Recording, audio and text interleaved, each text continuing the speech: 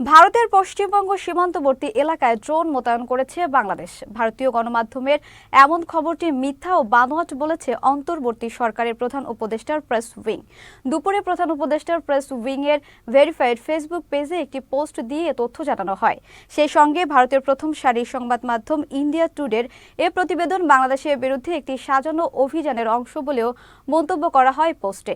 India টুডের প্রতিবেদনে বলা হয়, পশ্চিমবঙ্গ সীমান্তবর্তী এলাকায় তুরস্কের তৈরি অত্যাধুনিক বাইরাক্তার টিবি-2 ড্রোন মোতায়েন করেছে বাংলাদেশ। ভারতের সঙ্গে সম্পর্কের উত্তেজনা বৃদ্ধি পাওয়ায় এ ধরনের পদক্ষেপ নিয়েছে দেশটি। প্রতিরক্ষা মন্ত্রণালয়ের পক্ষ থেকে জানানো হয়, বাংলাদেশ তার রুটিন কার্যক্রম ছাড়া দেশের কোনো অংশে কোনো ড্রোন মোতায়েন করেনি। খবরটি বাংলাদেশের বিরুদ্ধে ষড়যন্ত্রের অংশ।